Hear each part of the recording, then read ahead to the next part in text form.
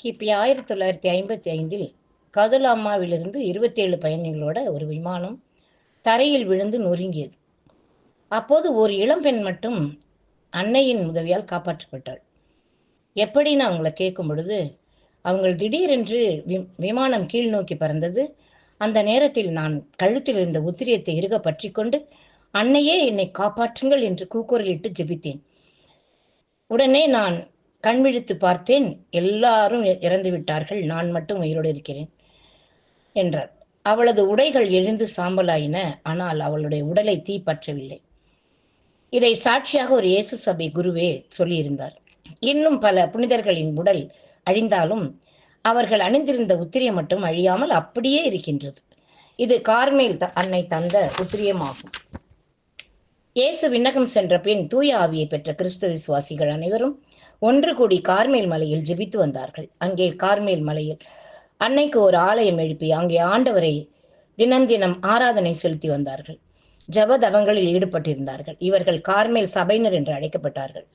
இந்த சபைக்கு தொந்தரவு ஏற்பட்ட பொழுது அச்சபையின் தலைவர் புனித சைமன் ஸ்டோக் என்பவர் அன்னையின் உதவி வேண்டி கார்மேல் அன்னையிடம் ஜெபித்த போது கிபி 1251 ஜூலை 16ஆம் நாள் அன்னை கணக்கற்ற வானதூதர்களோடு காட்சியளித்தார்.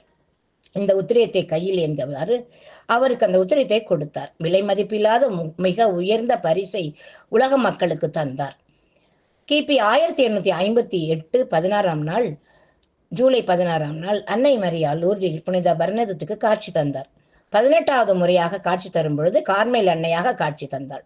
அதே போல பாத்திமாவில் கிபி 1917ஆம் ஆண்டு ஆகஸ்ட் 13ஆம் நாள் 3வது காட்சியின் போது லூசியா, பிரான்சிஸ்கோ மற்றும் ஜெசிந்தாவிற்கு விண்ணக மன்னக அரசியாக முடிசூடப்பட்டு மகனை கையிலேந்தி காட்சி தந்தார்.